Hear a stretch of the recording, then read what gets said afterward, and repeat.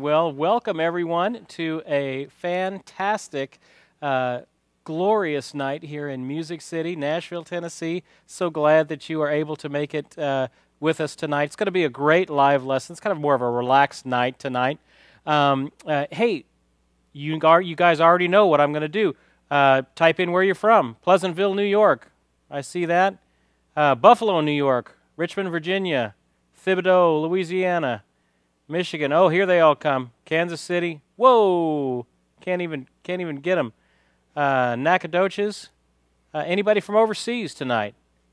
England. Kensworth, England. I saw that one flash past. New Zealand. Auckland, New Zealand. One of the prettiest towns I've ever been in. Not even a town. It's a huge city. Auckland, New Zealand. Fantastic. Did I see Austin pass there? We used to live in Austin. Great town as well. Good, a lot of good music. Well, welcome everyone. It's going to be a relaxed time. Tonight we're going to be talking about guitar effect pedals. I titled this broadcast Guitar Pedals Unmasked, and we are thrilled to have with us, joining us here in a few minutes, is Bob Weil, CEO of Visual Sound Pedals, an all-around great guy and pedal guru. So he's here to answer your questions, as many of those as we can get to, and it's just going to be a great night. Excited that you guys are with us. We're going to be giving away some stuff along the way. Let's see, we're giving away a autographed Phil Keaggy CD. We're giving away one of our resource books for this month, a great play-along resource book of Beatle tunes. And then we're giving away a very great pedal from our good friends over at Visual Sound. The Son of Hyde pedal, one of the best distortion pedals I've ever used. This pedal, well, actually, its brother is on my board that has this part in it, and I love it. Use it all the time. We're going to be giving this away.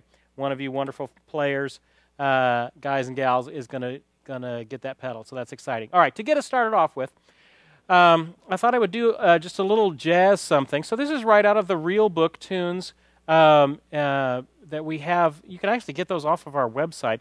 You have the Real Book, and then you have these jam-along tracks that are with it. And this is off of an old standard called Autumn Leaves, and it's in the key of G, but it goes through some other keys along the way, E minor and whatnot, and I will just play along with it and see how far we can get. So go ahead and hit the track for me, Garrett. 1, 2, 1.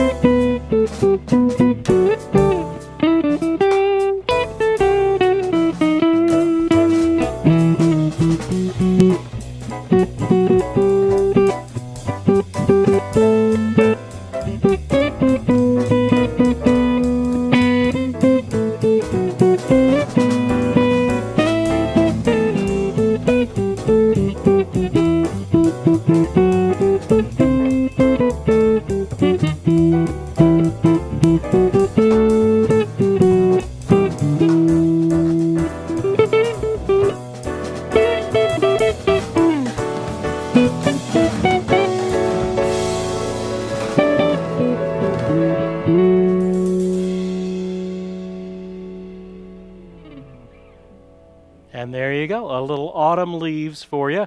Right out of the Real Book tracks. Kind of did my best there to try and get a jazz sound. All right, now that we've gotten that out of the way and got a little music in you, I hope that sounded okay for you.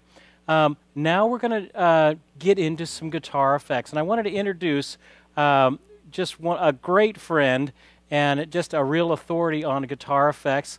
My good friend, Bob Weil from Visual Sound. Bob, why don't you come on out? I'm so glad that you were able to be here. And go ahead and sorry, we have to. Thanks, bro. I'm so glad you're here. Nice playing there. Oh, well. Were you actually reading that? Well, I was reading every note. Every note is transcribed out there. No, there's only just a lead sheet. We don't have that. We don't have that. It's great stuff. So anyway, so glad to have you here. Thanks, man. Glad to be good. here. Yeah, I appreciate it. Good to have you here. Bob is the CEO, and not just the CEO, the founder of Visual Sound Pedals, right here in Nashville, Tennessee, Spring Hill. And tell us a story about how Visual Sound, because you play guitar. This started out of a frustration of a guitar player. Exactly. Yeah. So you want to know the story of how things began? Yeah, give me the nickel tour. Let's see. I'll try to boil it down to just a minute or two. But basically, back in the late '80s, I had a very how do I phrase this tactfully? A very popular to this day volume pedal, which I usually have on my board. But we've displaced it now. But we have displaced permanently, it now. I might add, yes. with the new improved visual volume. But no, I had this brick-like volume pedal, which drove me nuts for two reasons. First of all, it was always sort of a nothing on kind of a action on it, which is good for swells, but not good for controlling volume. You know? Also, the string mechanism broke. And after much muttering and swearing, I managed to put it back together. You know, the volume pod itself went scratchy after about 6 months. You know, the whole thing just was frustrating. And I thought, well, gosh, you know what I really need? Because I was always doing this, attempting to do the Larry Carlton thing. Where I'd have my foot on the volume pedal kind of all the time, and I'd be doing swells, I'd be doing volume adjustments on the fly. And the poor sound guy in the back would be going, Yep. So I was like, well, if I had a volume pedal that had a 0 to 10 reference, I'd be all set. I mean, my Strat has 0 to 10 on the knob. My stereo has 0 to 10. Why shouldn't a volume pedal? So I went out shopping. This is pre-internet, way pre-internet. This is 1980. This is 89 probably. 1989. Yeah. So I went out trying to find a volume pedal somewhere, reading through magazines, before internet kind of stuff, and nobody made one, and I was shocked. I just couldn't believe that nobody made something with 0 to 10 on it. So I started cobbling together really ridiculous-looking prototypes. Actually, there's an interview that I just did with Premier Guitar magazine that'll be published in their June edition, which tells the story with pictures of some of my early ridiculous-looking prototypes. So you not being an electrician, correct? But a tinkerer and thinking there's got to be a better way. Yeah. I had a background in sales and marketing, business administration degree. I never experimented with electronics at all. Just a guitar player, So I started experimenting, started going to the library, reading books, those things with paper. And, the old things. And learned enough electronics along the way, through a bunch of rough prototypes to build the very first visual volume pedal with 10 LEDs on it that went 0 to 10. And actually, I have one of those. Right wow, here. This is one of the originals. One of the originals built in late '94, shown at the January '95 NAMM show. Really? I smuggled my way into the NAMM show with a bag of these and started finding artists to give them to. It's try this. And this was the beginning of the great visual sound. This was, the very humble beginnings. I mean, I had been experimenting with very advanced things called cabinet door handles that I got at Home Depot, and cable clamps. It's real garagey, but it worked. It worked really well. And the first guys who tried it, the first pros who tried it, they were just, half of them said, "Man, I thought of this like 10 years ago, and nobody made it. I can't believe you just made it." The other half were like, "Oh gosh, it's a great idea. Head slapper." It is a great idea. Real many a stage I've been on, and you're right. There's absolutely no way to tell where you're at off your volume pedal. So that was how visual sound started. Right.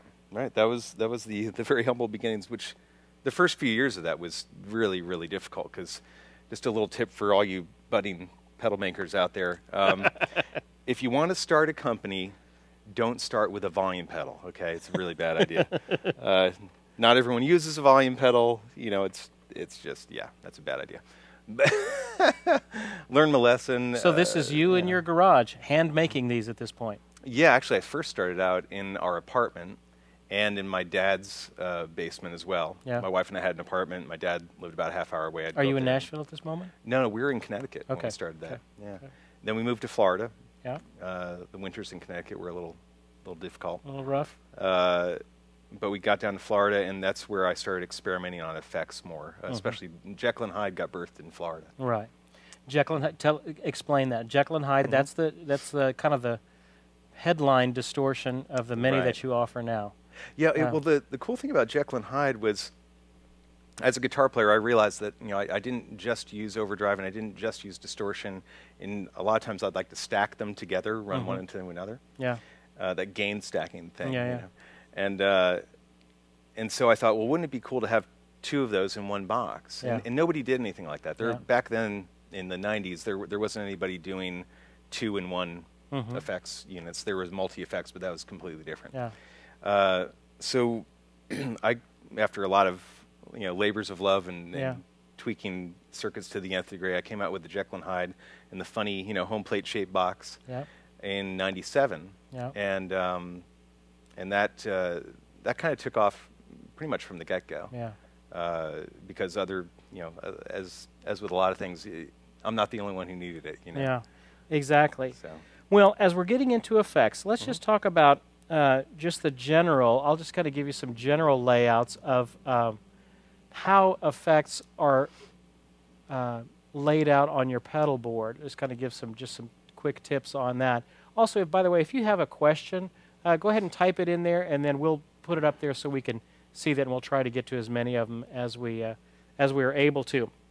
On my pedal board, here's generally how I run it, and I'm thrilled to say that quite a few of the players that we've had on the show, as I've been talking with them and talking how they're running their boards, it's very similar in how they've wired their boards. So this gives me hope that I am wiring things in the right order. Generally, out of your guitar, your signal will hit. Usually, a good place to put a wah is right there. And then the first thing mine hits is a compressor. So it kind of just tames my guitar signal out. I can get it to a usable volume that's stable for everything else. Some guys put the compressor after the overdrives too, which is another way to do it. After it hits my compressor, then it goes into the circuits that require gain or that are messing with the gain, which would be like your distortions. Overdrives, distortions. Overdrives, distortions, fuzzes, things like that. Yeah. Those types of pedals they vary widely your gain, so you want to have those early on generally early on in the process. After these, on my pedal board, it goes into my volume pedal because I like it. Now, this is just personal preference for me. After my distortions, I like when I'm in a situation, let's say I'm playing something that's distorted. Okay. There's my guitar sound. But I like sometimes to have just a little bit of it, but it's still fully distorted.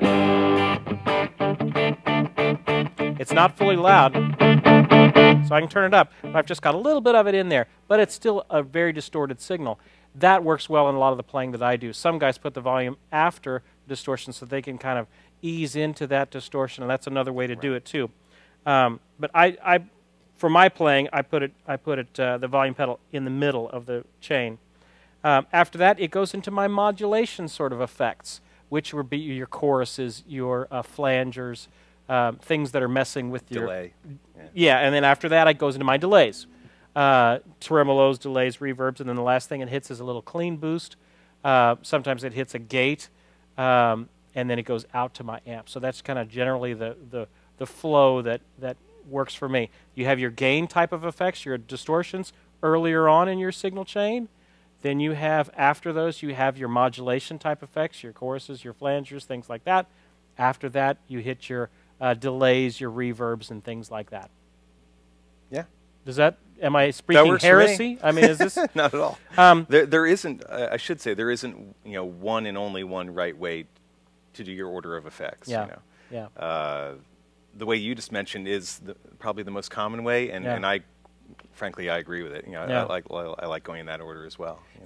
It's not. There is not one right way. Yeah. Well, should this be before this? Nothing's going to hurt anything to put it anywhere, but you have to analyze the type of playing that you're doing and just kind of the sound you're trying to go for. Sometimes the wah before the distortion sounds cool. Sometimes a wah after a distortion sounds really cool too.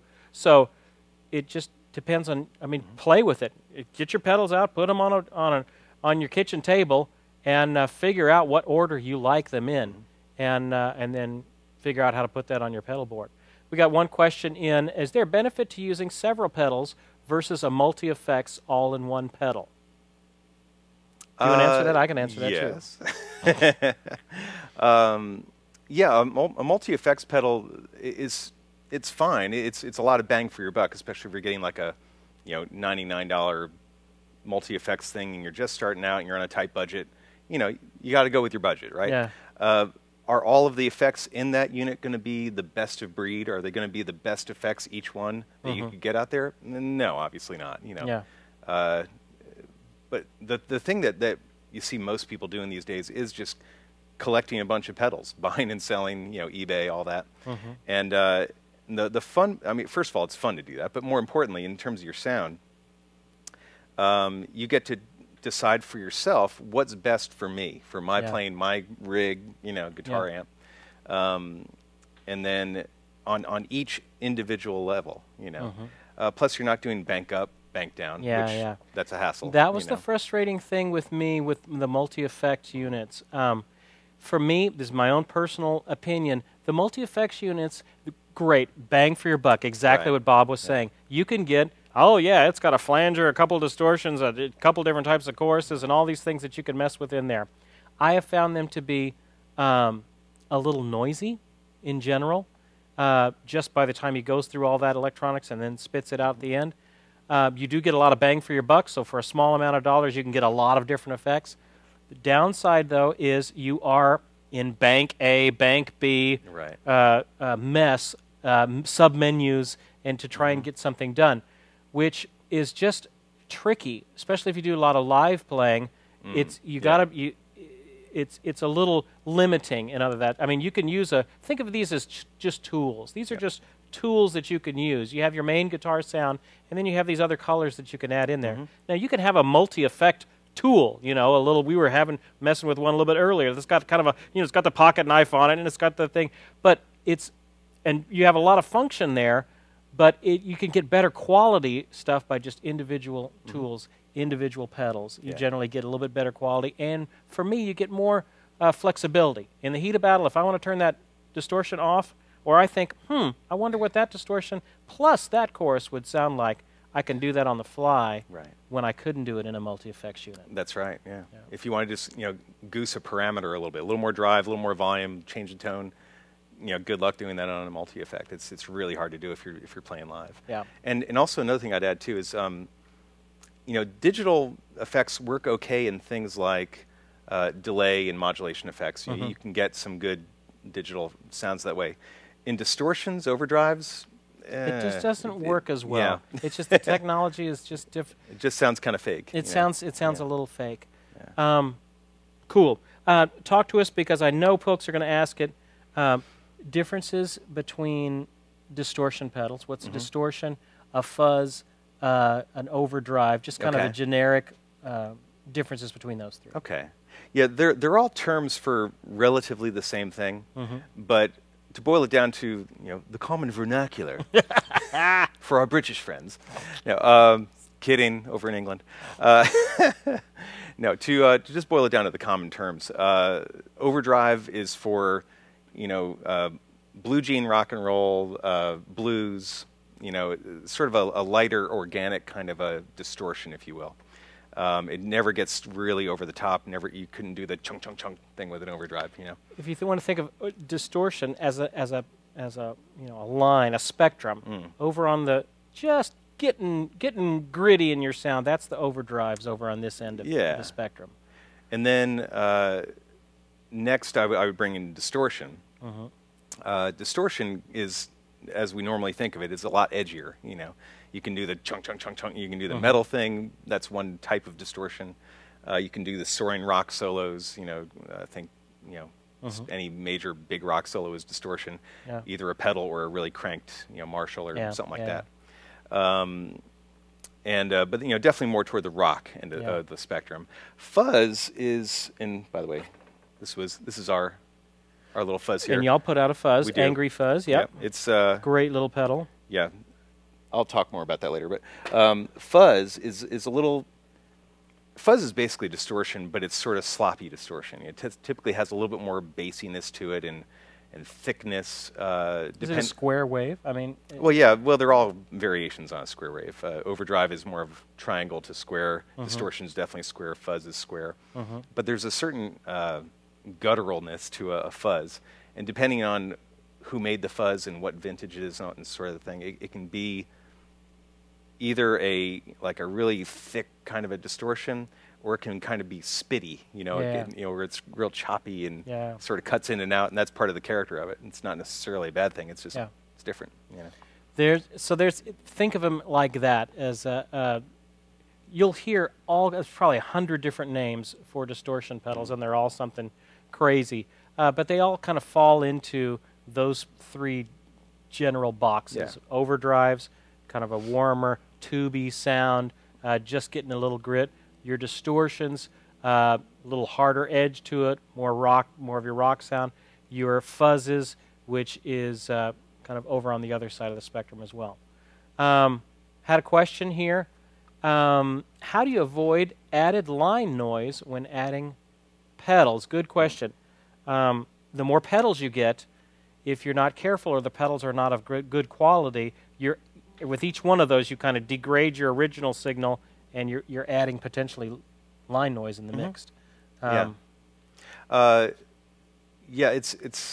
Noise comes from a lot of different things. It's not just from pedals necessarily. It could be, you know, long cable lines, stray radio signals catching up with long cable lines. Pickups, single coils obviously are an issue. You know, you got to turn your guitar a certain way to get the single coil noise to go away. But if pedals are designed and built properly, line noise should not be a big issue. Does that have anything to do with price of the pedals? No, it doesn't. You can spend $500 on a boutique overdrive, but you know, for an engineer to open it up and look at it, he would go, well, it sounds lovely, but it's not very well made, and it's causing an extra noise in your chain. You know, it doesn't matter. Then again, a cheap thing could be doing that too. It isn't based on price. Put it that way. Talk about, this is just curious for me, bypass, true bypass, and things like that you'll see in pedals. What are they talking about there? Okay. Quick thing. We actually did a YouTube video, well, as part of a pedal shootout we did some years ago. It's still on YouTube on our Visual Sound USA YouTube channel. On true bypass. We've never used true bypass. I'm not saying we never will, but we won't until we can do it where it's reliable. And noise free, no pops. That's I'll get back to that. But true bypass basically connects the input jack to the output jack with a wire through a switch. That's the good thing about it. The good thing is your signal is not getting bled off into the rest of the circuitry. You know. If you imagine this music stand as the rest of the circuitry, and the signal's going through me, and I'm connected over there, but I'm also touching that, that means that some of my signal is getting bled off by the circuitry.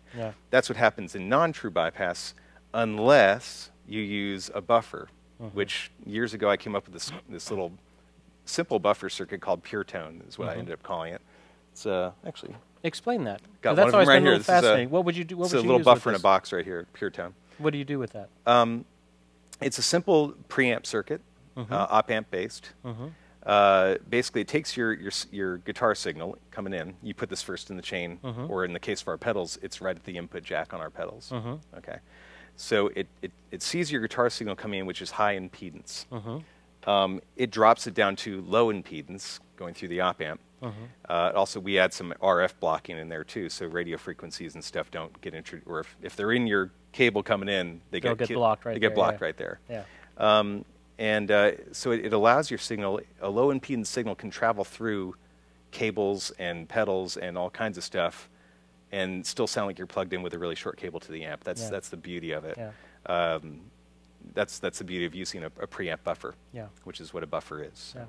Yeah. The everything can add noise into your system. It's a system. There's 20 different parts to get your sound. You know, it's going through electronics in your guitar. It's going through cables on your pedal board. Hey, if you want to save money, don't save money on cables, because cables can add bad cables can give you tons of grief. So if you're going to save money somewhere else. Don't go crazy though with cables. I mean, don't spend $150 on a 3-foot RCA cable. This is no need for that. But just get a good quality cable that's not going to add any noise into your system. I've got so many questions that we need to get to, and we're already. Yeah, I'm seeing a million questions on the screen there. Yes. Let's see. Let's talk about compression. We had a question about compression. What does a compressor do? How can it be used for electric playing as well as acoustic playing?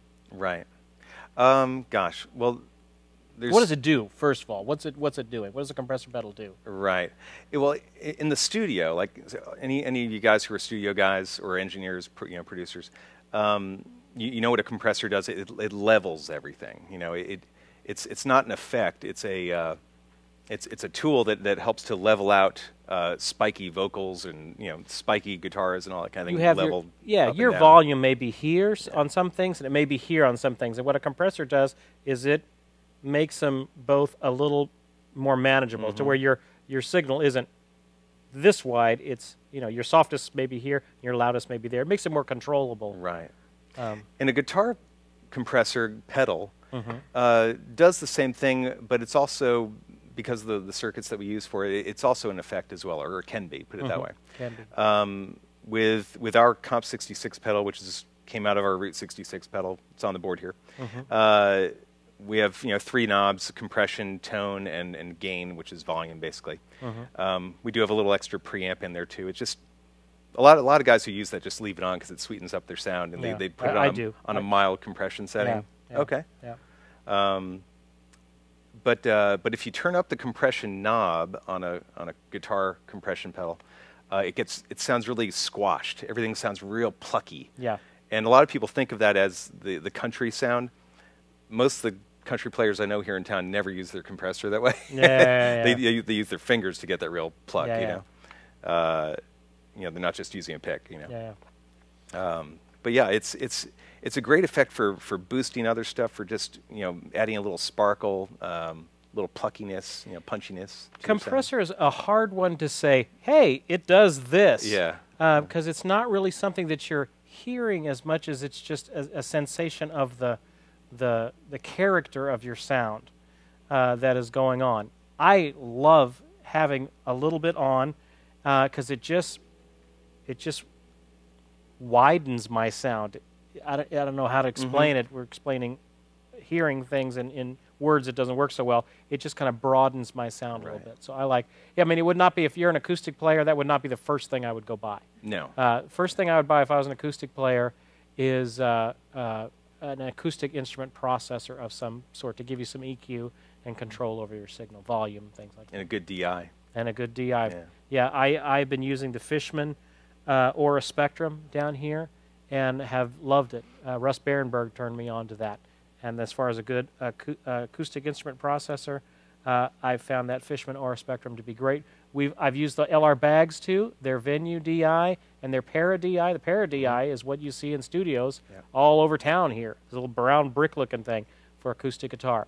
All those are great units. So, cool. Steve, what is the best I guess VS is visual sound overdrive pedal for blues? You're in the market. Can I answer that one? Yes. Because goodness knows I wouldn't know. Honestly, I would say one of 2 pedals, and I would say either the Route 66, because you do get compression and overdrive in one box. Yeah. And the compressor works as a great boost for that overdrive if you just want to kick it up another notch in the overdrive. You know, you're going from chords to lead. Yeah. That's fantastic for that. Mm-hmm. The open road, well, actually a Route 66 and an open road. And any of you visual sound users out there, you know what I'm talking about. The open road just sounds magical after a Route 66 or after our Route 808 overdrive, which comes out of that.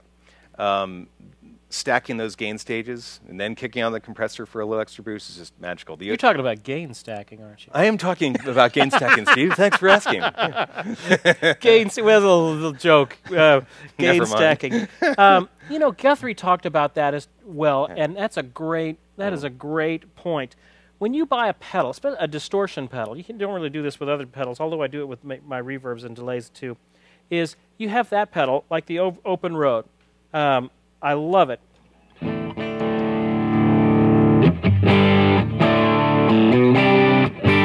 Okay, that's the open road. When I add, or let's say this is the green side of my Jekyll and Hyde. A little bit of grit, but not too much in there. I'm going to give you a little more volume. Give me some more volume. Yeah, yeah.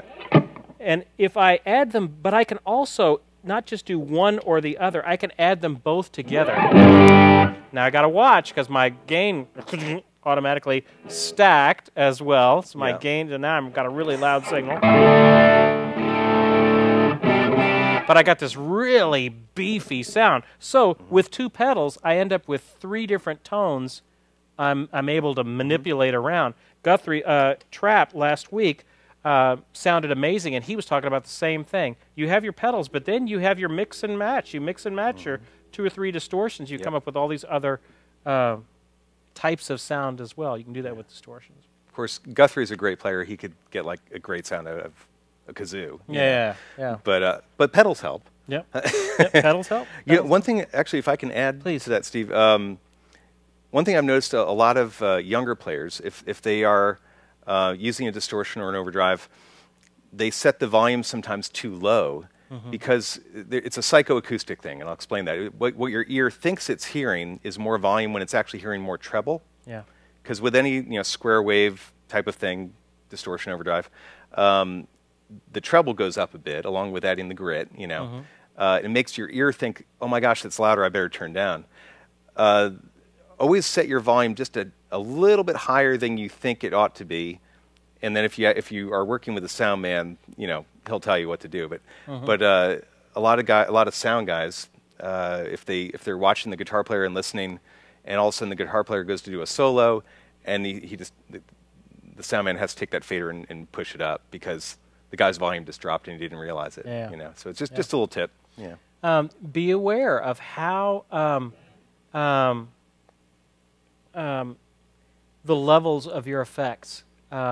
You have your tone, and then when you kick on an effect, you want it to do what it's supposed to do. You don't want it to go boom, suddenly you're way loud, or suddenly you're way soft. Go through and test all your pedals to make sure your signal. If you want this one distortion to kick it up a little bit, then set it for that. Other than that, keep it down and where they're all in the same range. You're asking me, can I hear the Route 66 pedal? Unfortunately, I don't have it on my board right now. But you can, because you got the Comp 66 on already, and the Comp 66 plus a Route 808, which is also the overdrive channel of your Jekyll and Hyde. Okay. That's a Route 66. Okay, so this would be the equivalent of a Route 66. Correct.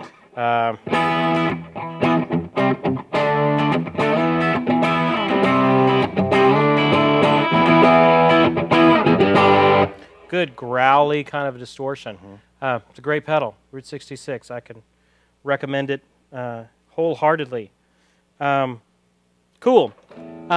Let's let Bob catch his breath for a second. And wow, we didn't even hardly get through. We're gonna catch some more stuff here on the second half. Let's give away some stuff. We've gone way too long without giving something away. So we're gonna give something away.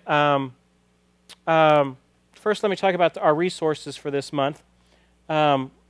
Last month we were doing the Rolling Stone magazine's their songs that are off of their greatest guitar hits, and we were doing songs off of that. This month we are doing play-along tracks because we haven't done those in a while, and I found this really great series by Alfred Publishing that is these Ultimate Easy Play-alongs. And there's 3 books. Actually, I only have 2 of them here with me. This one is Led Zeppelin songs, 10 or 8 songs, Led Zeppelin songs. This one is The British Invasion, which is Beatles tunes, all Beatles tunes. I think there's 10 or 11 of them on here. And the other one is The Rolling Stones. What I liked about this series, first time I saw it, is it teaches you the electric guitar part for, I saw her standing there by the Beatles or whatever, and then it'll teach you the second part. It'll teach you the solo. They'll have a little video lesson with the guy explaining, here's what he's doing here, and it shows it in a couple of different formats. It's a great little tool. Then it gives you the MP3, plus in here you have the music and the tab. So it's a kind of a beginner, not a beginner level, more of an intermediate skill level. But it's great to learn the actual guitar parts to these songs, and they're good quality tracks. They're not junky as some play-along tracks are. So these are really good quality. So anyway, we got a special on these for $39.99. $3 for, or 3 books for $39.99. Great stuff. Also, if you want to get the bundle with that, that comes with the guitar course as well. This whole thing is kind of based out of the guitar course that I did, the Gibson's Learn and Master guitar course. And great course for just teaching you step by step how to play guitar. Just follow the yellow brick road, just one step after the other of getting you through the basic guitar skills that you need. So anyway, that's some of our resources for this month. Let's give away. We're going to give away this British Invasion book, the play along one for that. The winner of this is R. Taylor D28. R. Taylor D28, you have just won the British Invasion Play Along book. What you need to do for us, though, R. Taylor, is email us at service@legacyinstruction.com. Fabian, maybe you can put that up. Fabian's our wonderful moderator. Service@legacyinstruction.com. Email us there, your mailing address, phone number, things like that, and we will get that out to you. Garrett, go ahead and leave that up there if you can. I wonder if that was Bob Taylor. You might have just given a book to Bob Taylor. It might have just given a book to Bob Taylor. That's right, from Taylor Guitars. Hey, I did find out that Will McFarlane watches our lovely show from time to time. Will was in here last week watching Guthrie Trap. It was a great show. That's cool. All right, so that's fun. Oh, I want to play one more thing for you. Bob, are you okay to just sit there for a second? Yeah, I'm just hanging out. Just hanging out. Sure. This is going to get really exciting because you're not going to be able to hear the track that I'm playing. You're just going to hear me noodling. That's going to be even worse. It's all right. You noodle well. We had some questions on the discussion board about a song in session 11 of the guitar course where I start teaching you pentatonic scales. And kind of the final big song in that is a song called Around the Pentatonic World, which is just a little exercise that we went into the studio and recorded to give you some chance to practice your pentatonic scales as you're learning through those. It's in page 66 in your books. I thought I would play that and just kind of noodle around on it. The question was on the discussion board is how many times does each section go around? And basically it's a 4-bar phrase in 8 different keys. So I've got 3 bars of C minor and then F minor and G, and then that goes around. It repeats 4 times. That's the key. It repeats each of these sections 4 times. So 4 times 8 keys that it goes through, and we end up with the whole song of Around the Pentatonic World. So I thought just for fun, I'll play something from the course. So this is Around the Pentatonic World. I'm just going to be noodling around, maybe even just kind of talk you through what I'm doing as I'm playing. And we're going to start off in the key of C minor. So I'm going to think C minor. I might even think E flat major, 7th as well. Don't go crazy now. I may go crazy. You can never tell. I may even slip into G minor because I'm getting into the Larry Carlton Super Arpeggio, which that lesson is going to be up on Gibson.com hopefully by the end of today. You guys were asking about that, and we did a lesson on it, and now it's going up on Skills House. Should be up there by tonight. So anyway, that's what got me thinking about that. So anyway, I will try and talk you through it. Garrett, hit me. All right, here we are. We're in C minor.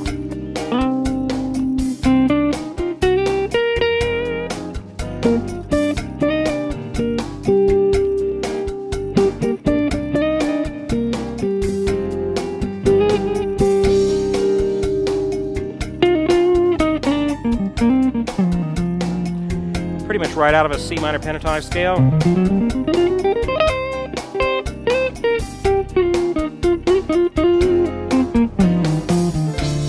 Now I'm in D minor. Right off the arpeggio.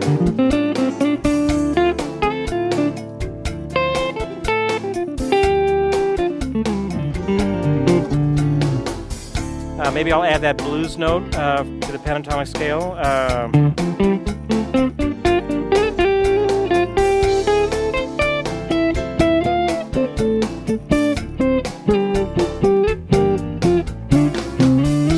Now I'm in E minor. Now I'm going to think in G major. I'm just going to play in G major the whole time. Maybe I'll do thirds.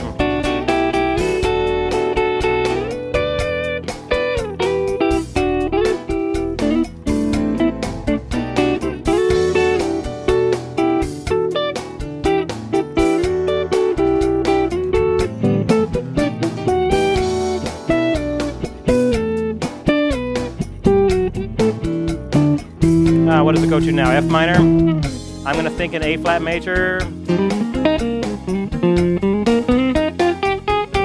Oh, maybe I'll put on a little distortion.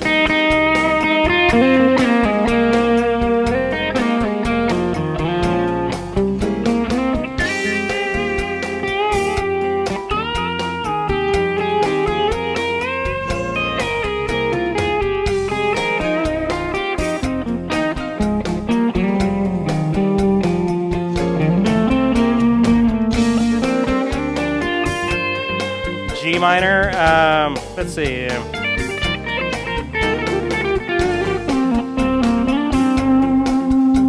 I'm thinking in B flat major. Maybe I'll do 3-note on the string stuff.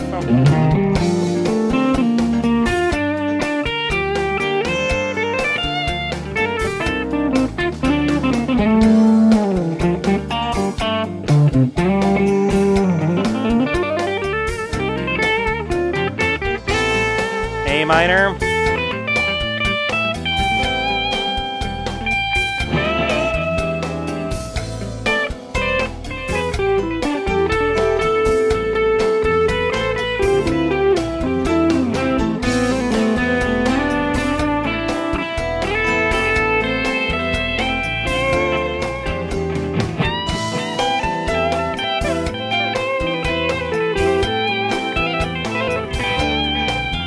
B flat minor, let me take that off. Maybe I'll do something in sixth.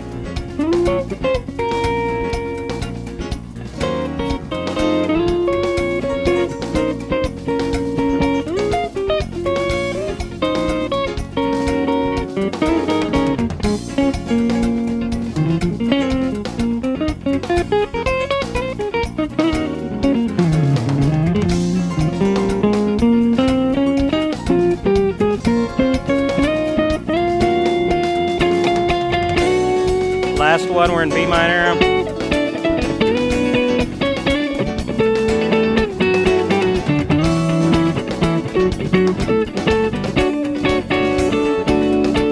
Now maybe some chords.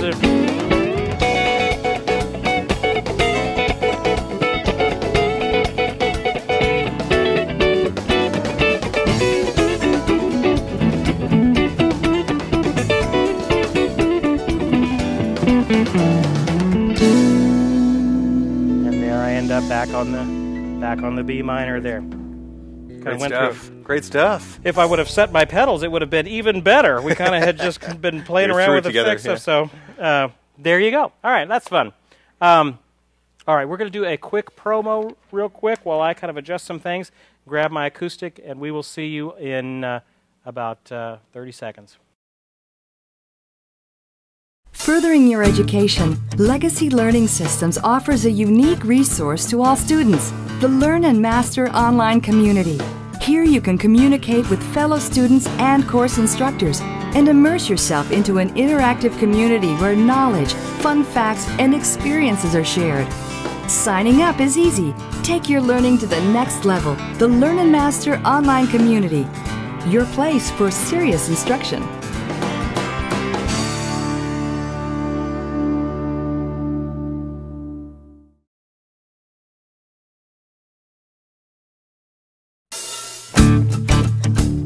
Legacy Learning Systems' Learn and Master line of courses features an exclusive multimodal learning process to build skills from the ground up. By utilizing 4 modes of learning, reading, listening, watching, and doing, even a complete beginner can follow this easy-to-use program of self-directed study. Building confidence and skills, our system allows the learner to progress through intermediate and advanced levels to full mastery. Each course contains between 12 and 22 DVDs of visual instruction, a full printed workbook, access to our online support community, as well as 3 to 5 audio CDs in our music courses, which include fully produced jam-along tracks. Learn in the privacy of your own home, at your own pace with the Learn and Master family of courses. Bring your dream within reach. All right, thanks for joining us here on the second half of the broadcast.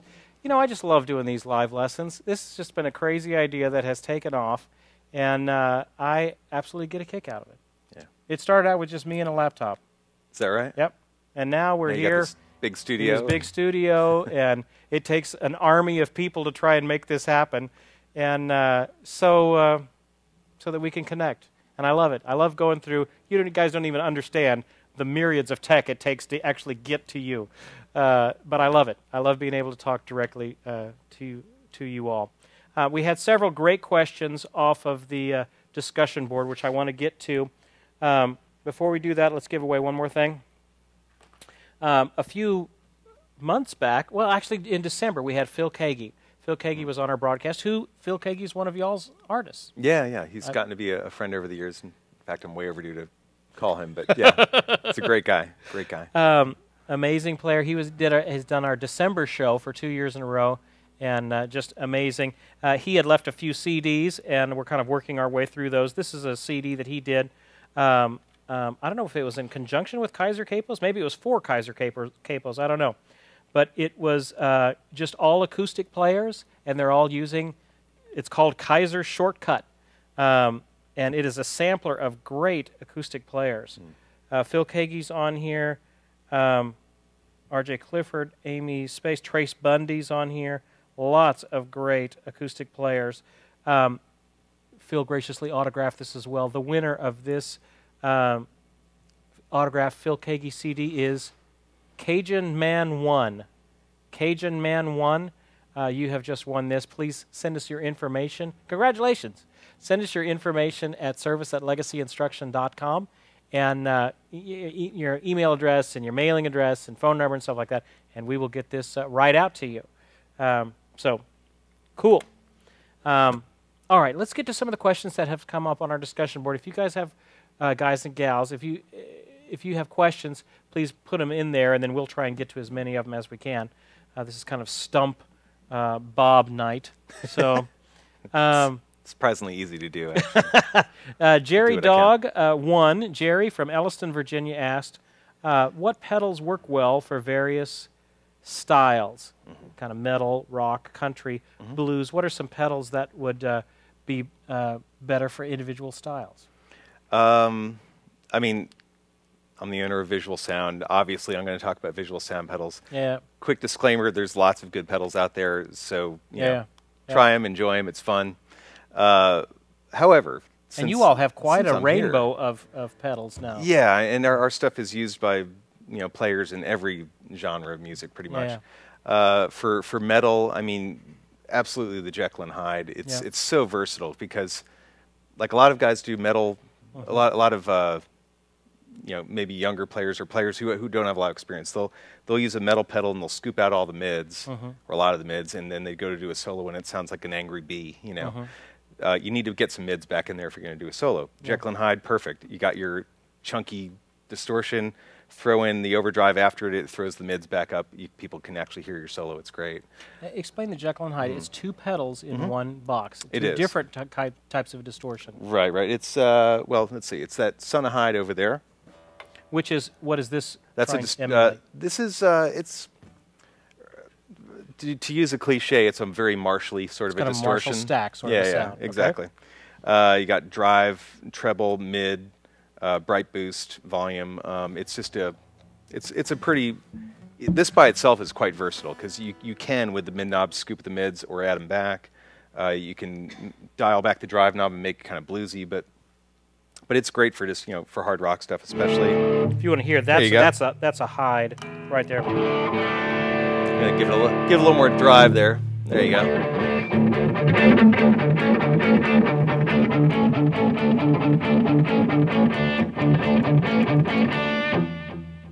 Okay, so a little bit of a very strong.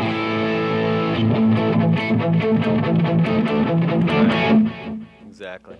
And then now again, if you're, let me pull the mids back a bit so you're getting really, I'm not all the way, but go ahead and give this. Now, if you go to do a solo with that, it might sound a little thin. Yeah. So what works for chords doesn't always work for solos. Yeah. So no worries. Punch in your overdrive channel with it and do a solo line now. That kicked me up quite a bit. Sorry. And that fills out that solo quite a bit. That sound. And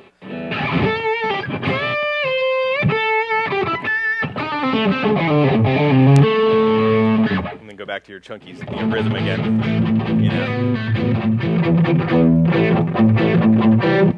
So cool. So that's Jekyll and Hyde. Great for metal and rock, and honestly, I know blues players who use it too. Yeah. So it's quite versatile.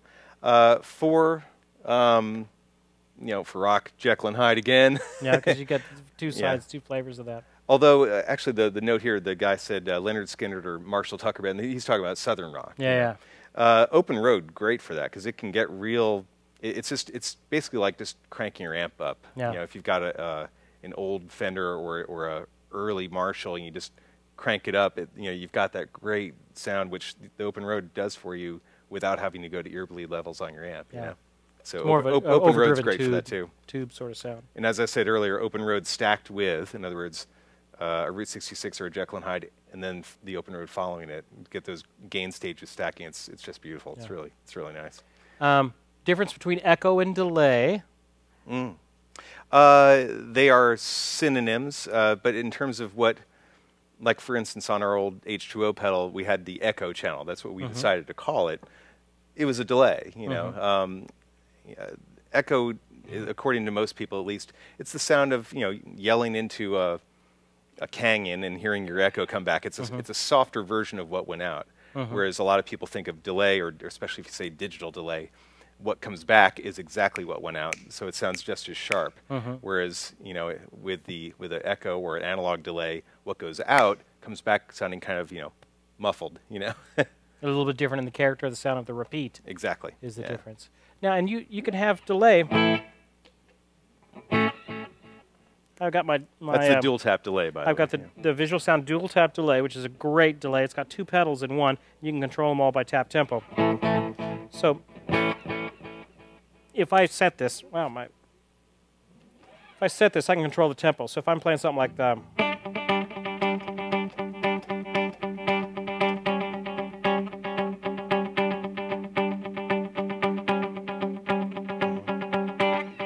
That's on the dotted 8. That's on the dotted 8, so let me get back to Let's retap it. There it is.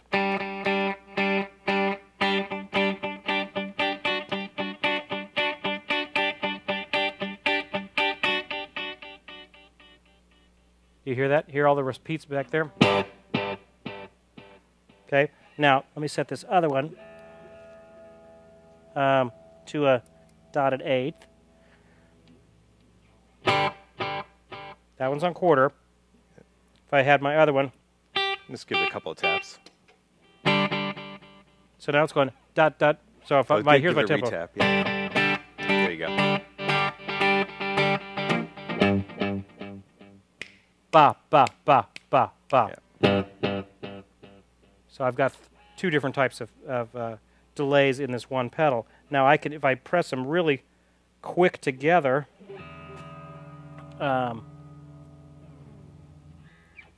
just give you a little. Trying to get a slap back is what I'm trying to do. Okay, yeah, go for it. Something like that? Yeah. Or that's almost a reverb, really.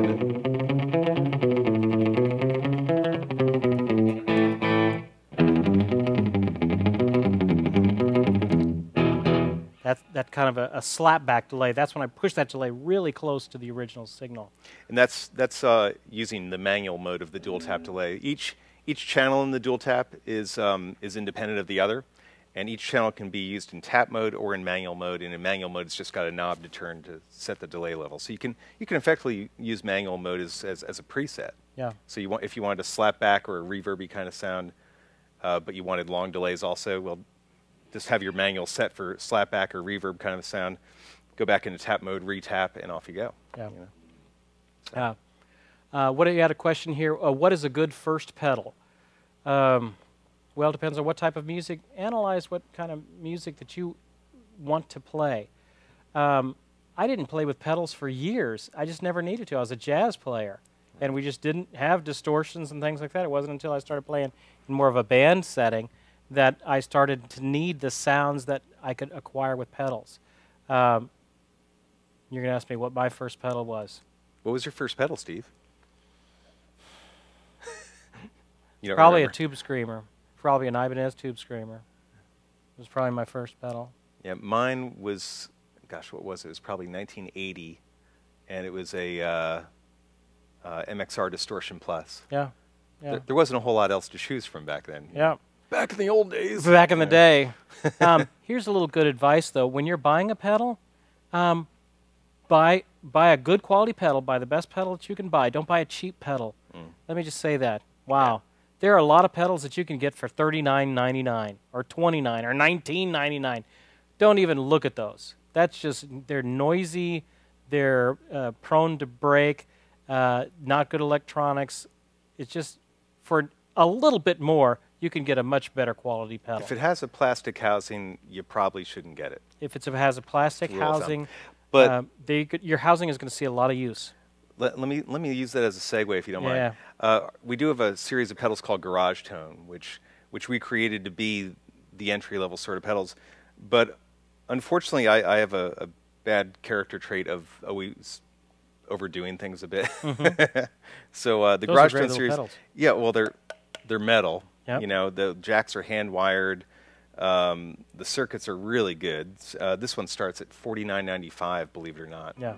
It's a basic light distortion, very classy sounding pedal. Actually, I know there's a producer named Dwayne Laring that whom I know.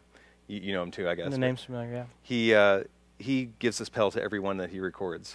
He's like, oh, you got to use this pedal. You know, and it's a $49.95 pedal. This one's $59.95. The drivetrain. That's the overdrive. Yeah. This is what Joe Bonamassa used for years when it was the Reverend drivetrain, because I actually made it for Reverend years ago. Yeah. You know, we've got the phaser, the delay, which is a very analog sounding hybrid delay, actually. And the one that's on your board right there, the tremolo, the Garage Tone tremolo. It's $60, $70. It's good stuff. That's what a tremolo does. Tremolo takes the signal and goes wah, wah, wah, wah, wah, kind of what. You can control, the speed and how thick it is.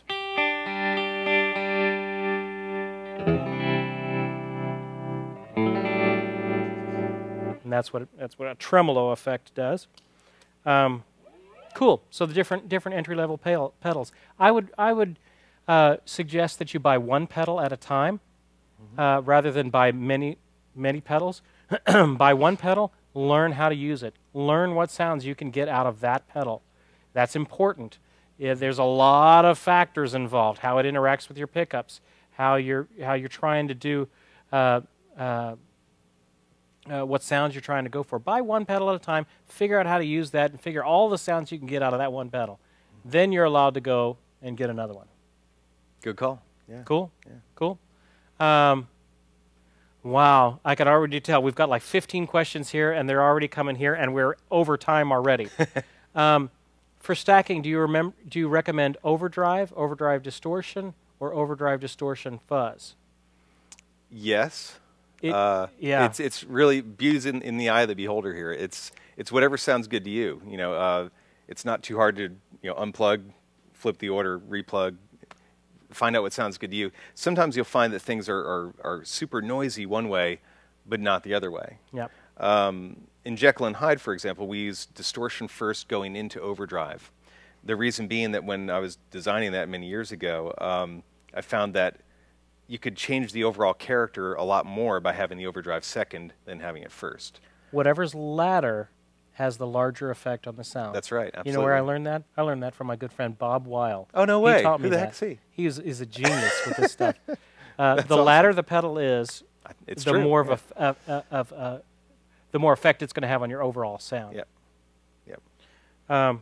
Cool. All right, let's get to a couple one. We talked a little bit about the slapback for delays.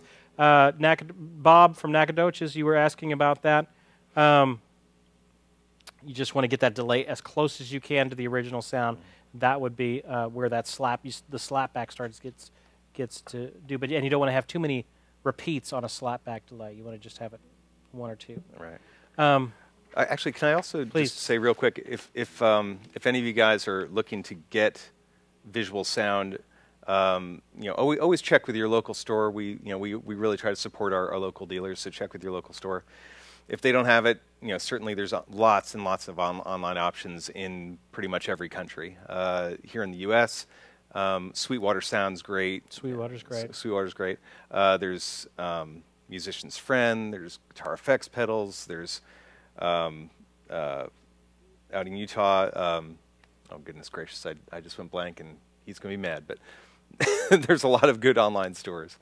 So you can check there, of course, as well. And if you're in other countries, go on our website and just look at our international dealer list, find out who our distributors, that kind of thing. And your website is? Visualsound.net. Visualsound. Not .com. That's some little AV company up in Philadelphia that got the URL before we did. But yeah, visualsound.net. Lots of great pedals. One of the best things, I cannot leave without mentioning this, is the one spot. Even one of the questions here talks about how do you power up your board. Well, for the longest time, I used this big old power supply that sucked up about 4 inches of real estate on my pedal board, and it was just this kind of useless brick. I eventually put a tuner on top of the thing. Until I met you, and you turned me on to the one spot, which has changed power supplies for powering boards. Tell us about the one spot. Well, I came up with the first one spot back around 2000. And it was actually the first compact pedal board power supply anybody had ever done, because the technology was pretty new back then. It was essentially a cell phone charger technology, but heavily adapted and modified to work with audio. This type of technology, it's called a switching power supply for you techies out there, is inherently noisy. You don't generally use it for audio, but me and our chief engineer, R.G. Keene, and another switching power supply specialist engineer that we know, good friend, have really worked on this over the years to keep it quiet, to even keep up with the technology as it's changed and still keep it quiet. And incredibly powerful, too. I mean, we're running this whole board off of a single one spot. We've got, what, 10 pedals there, something like that? Yes. I wish I had my spares over there. This is a little thing. Can you open one of those up? Yeah, absolutely. It's this little thing like this, and it powers an entire board and would power another board exactly like mine. You could daisy chain them together. Probably do like 6 of these boards, actually. Yeah, this thing will power. There it is. Spot. This is it right here. That thing will power anything you need to power. I remember I used to have it was a big Boss acoustic instrument processor, and the power supply went out on it. And the power supply is this, it's got to be exactly this amount of amps and this amount of thing, and the polarity has to be this way, and you could only get the specialized adapter by ordering it directly, $39.99 from, and nothing else powered that. I looked for everything to power it because I didn't want to spend another thing on that dumb little adapter. Bob plugged it into this, and that thing works like a charm. Yeah. It'll plug into everything. But all of these have different power needs. This thing figures it out. I don't know how. Well, it is, I should just to clarify, it is not, this is 9 volts and 9 volts only. So, but the beauty of it is most guitar pedals are 9 volts. Yep. There's a very small handful of 12 volt pedals.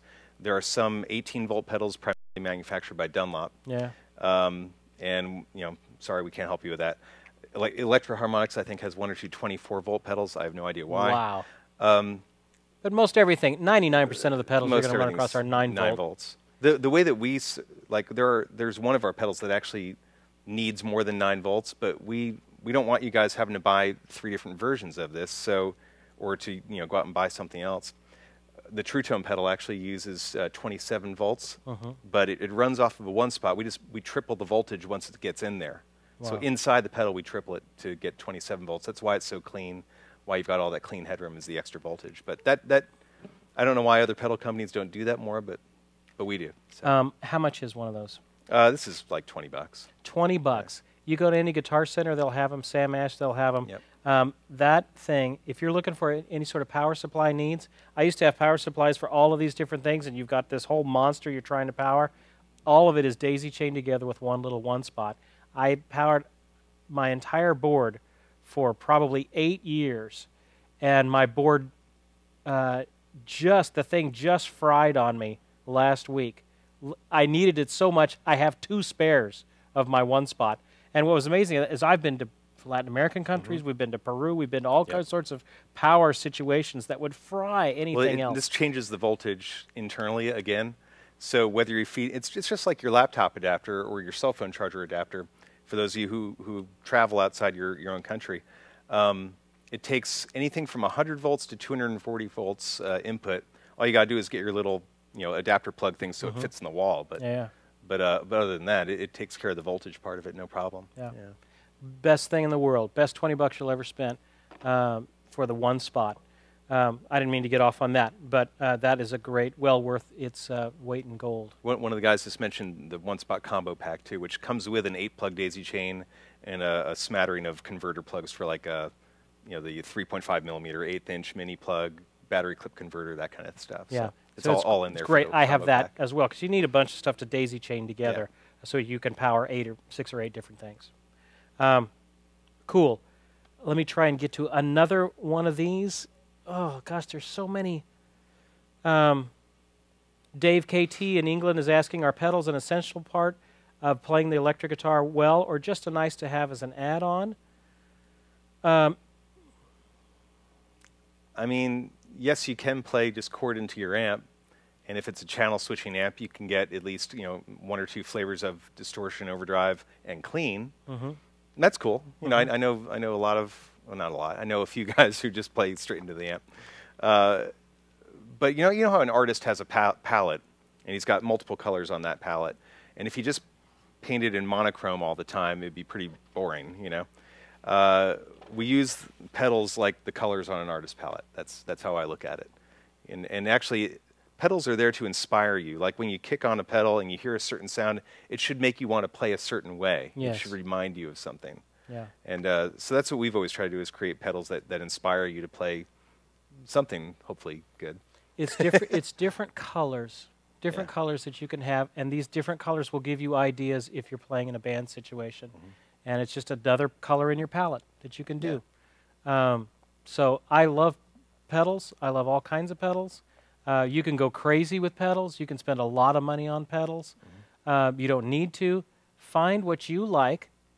Experiment with a bunch of things. Find what you like. Listen to a player that you like.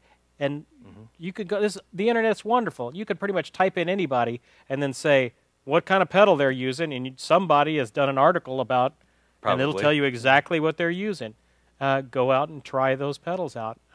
Figure out what you want your sound to be. Just keep your ears open. Yeah. Play with big ears. Yeah. Bob, thank you so much Steve, for man. being been a pleasure. Part of this. We had a request, we could do a second show easily. We could. I'm tempted to keep going, but we're already getting late on time.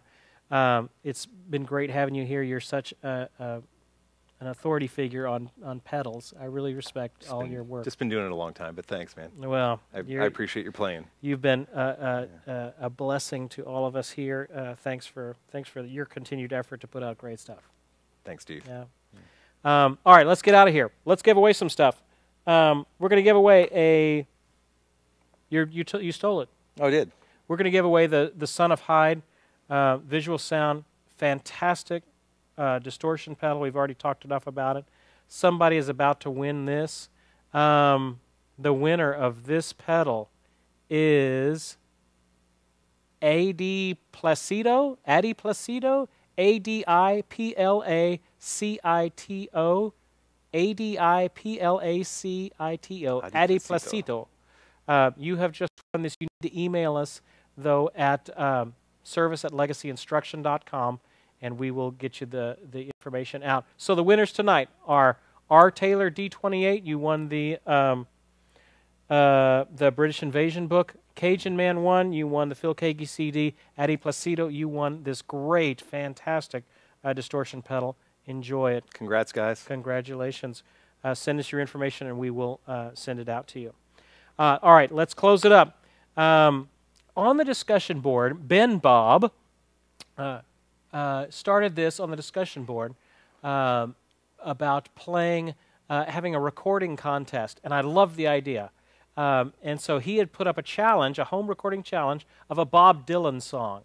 So if you are interested in being part of the Learn to Master Guitar recording challenge for this month of a Bob Dylan song, record a Bob Dylan song and put it on the thread. Fabian, you've got the link to that, and you can, folks will rate it, and it's be all kinds of fun. We're just kind of starting to do that. I think it's a lot of fun.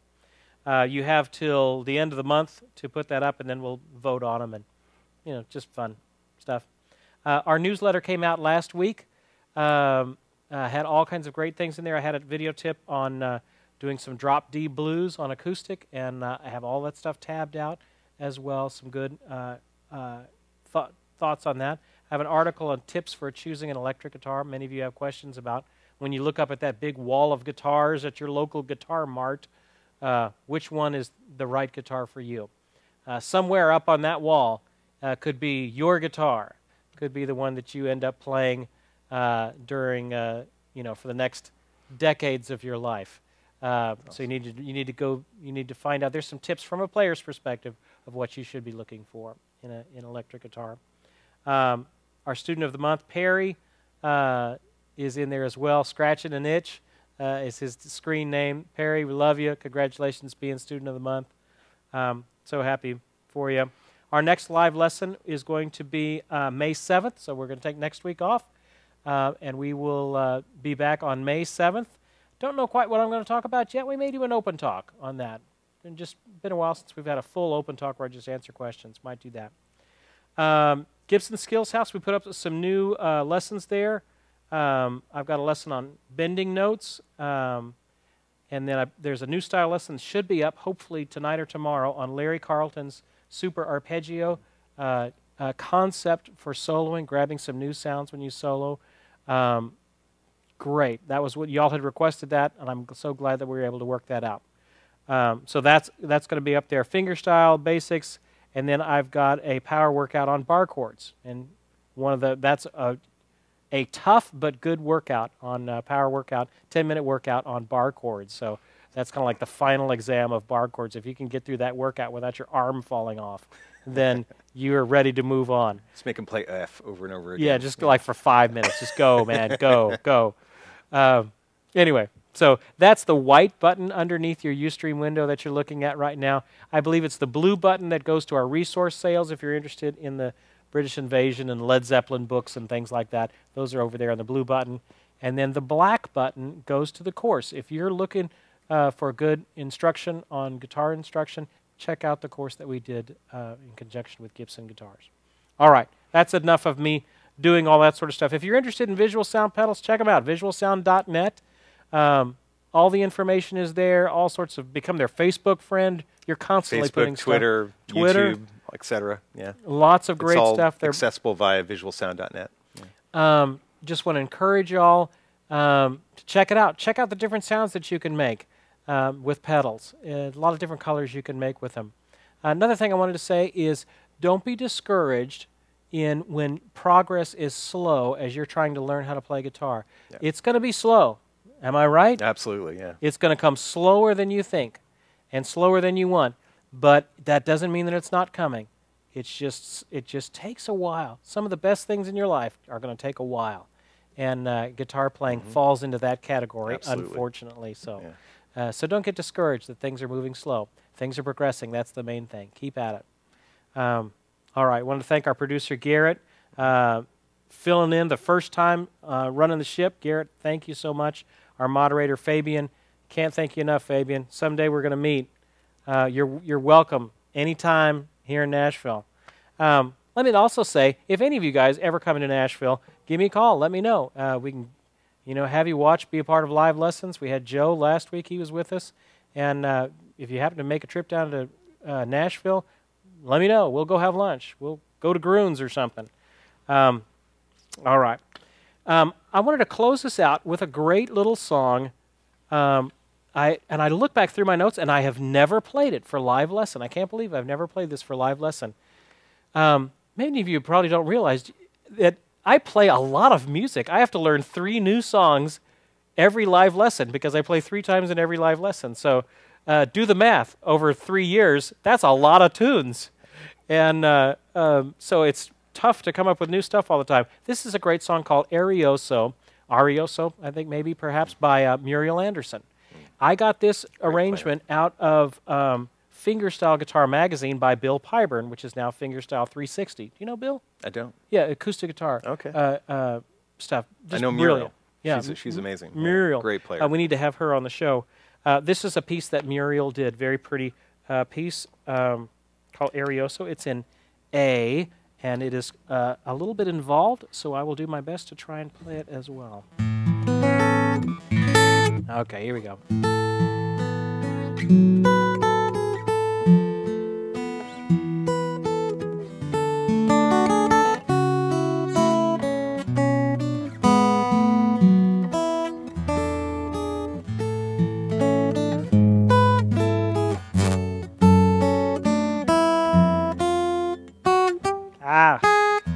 It's hard to balance my guitar and play all of this at the same time.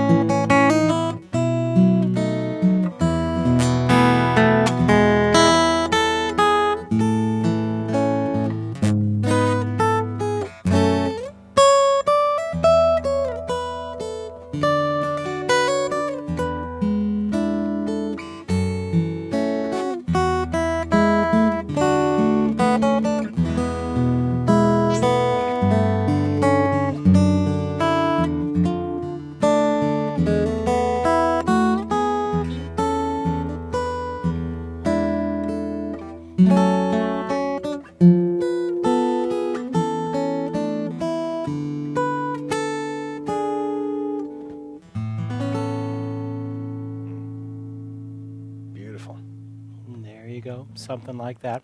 Have a great evening. Thanks for tuning in, and we'll see you next time. Thanks for joining us.